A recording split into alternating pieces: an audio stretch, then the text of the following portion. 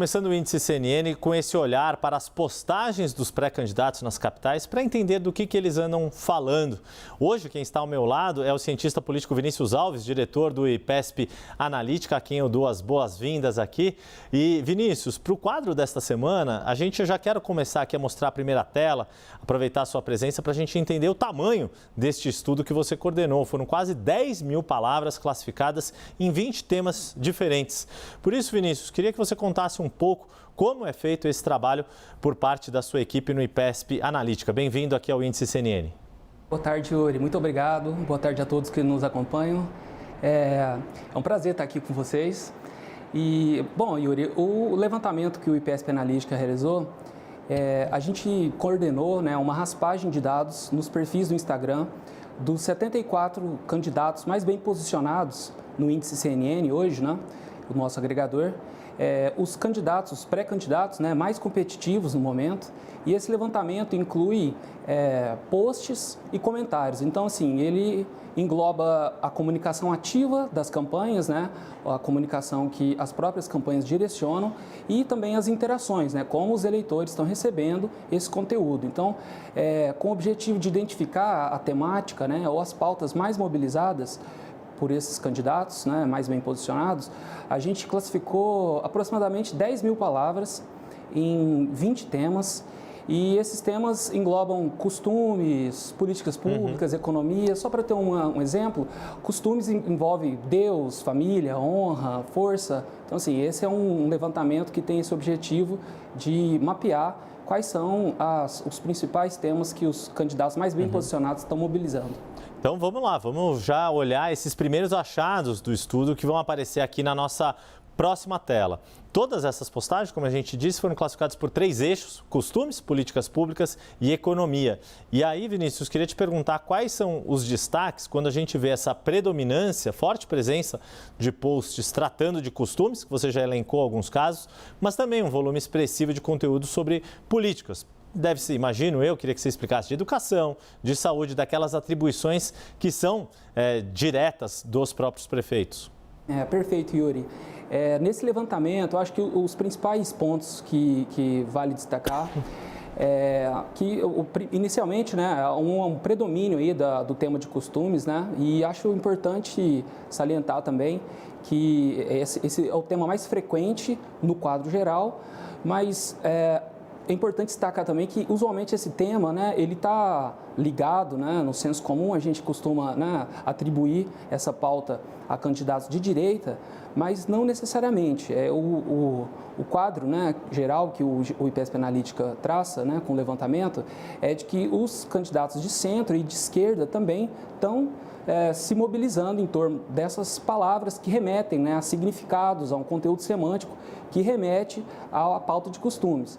Então, assim, 46,6% dos conteúdos que foram gerados por esses principais candidatos, eles atribuem, né, a palavras que remetem a costumes. E, na sequência, a gente tem, né, políticas públicas com 39% aproximadamente, e, na sequência, né, por fim, economia, com 14%. Vinícius, você já apontou um pouquinho dessa, né, de que nessa questão dos costumes é suprapartidário e supraideológico, tanto esquerda, direita e centro.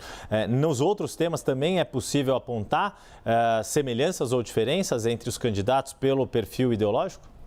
Sim, é importante dizer isso, Yuri, né? O objetivo aqui não é dizer que os candidatos são todos iguais, né? Eu acho que essa pauta de costumes tem ganhado uma saliência grande, assim, uma atenção especial que atravessa, né, diferentes espectros. Então, acho que existe uma tentativa, assim, né, dos pré-candidatos de se posicionarem, né, conversarem com o eleitorado mais amplo, mas o conteúdo, né, e a estratégia que eles mobilizam é diferente, né, entre os espectros. Então, assim, eu destacaria, por exemplo, quando a gente vai além, né, dessa pauta que predomina entre todos os espectros, né, que é a pauta de costumes, a gente olha, por exemplo, a atenção dada ao centro e à direita para a pauta de economia.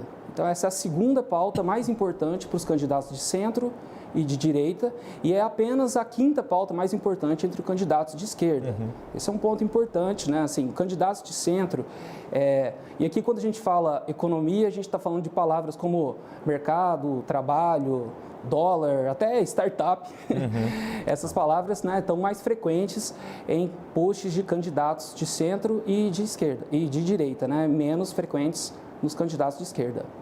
Vale a gente destacar também que esse estudo do IPESP Analítica permite identificar quais capitais predominam, em quais capitais predominam postagens sobre políticas públicas, em quais predomina a temática dos costumes, que é o que a gente vai mostrar nas nossas duas próximas telas.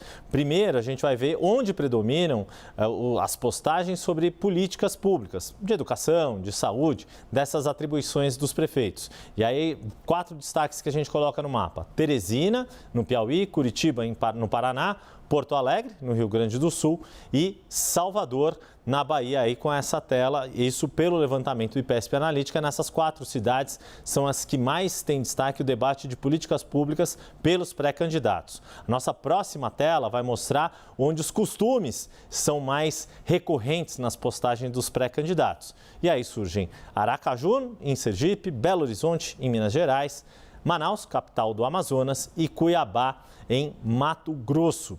Vinícius, nesse levantamento, vocês também puderam notar a diferença entre os prefeitos que são candidatos à reeleição e os desafiantes? Pergunto isso porque o nosso mestre Antônio Lavareda costuma sempre destacar este fator da incumbência nas disputas municipais.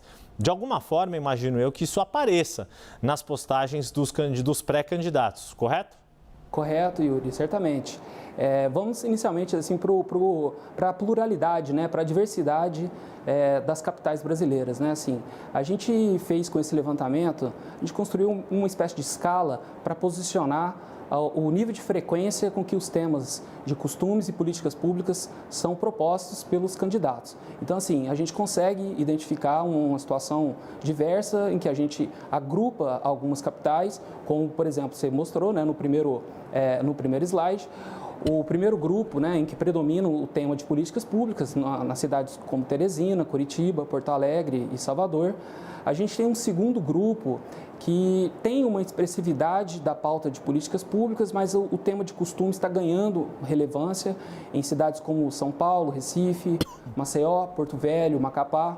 Tem um grupo de 11 capitais em que a situação ainda é um pouco indefinida em torno desses temas, mas existe um outro grupo também, né, que está sendo destacado, em que o tema de costumes ele é mais frequente. Né? Essas cidades como Aracaju, Belo Horizonte, Cuiabá, Campo Grande, Boa Vista e Belém.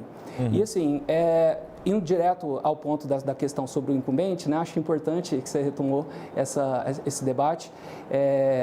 Os prefeitos incumbentes, eles tendem a focar sua comunicação no tema de políticas públicas, enquanto os desafiantes privilegiam a pauta de costumes.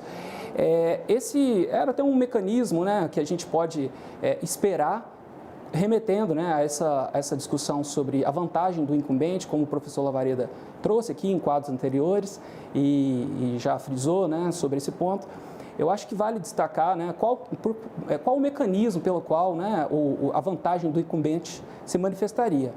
Para o incumbente angariar, né, apoio eleitoral e buscar, né, ampliar sua votação, ele tem que ser capaz de comunicar os feitos, né, do seu primeiro mandato. Então, assim, isso remete também, né, a um conceito de responsividade ou mesmo de accountability eleitoral, que nada mais é do que o prefeito, né, como você mencionou, os municípios são atores, né, e os prefeitos são atores relevantes na execução de uma diversidade de políticas públicas.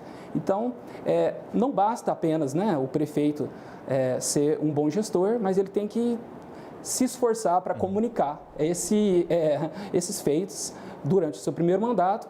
Então, cabe aos eleitores, né, outorgarem a ele ou não um novo mandato. É nesse sentido que eu acho que é importante salientar nessa diferença na estratégia e no conteúdo de candidatos incumbentes e desafiantes.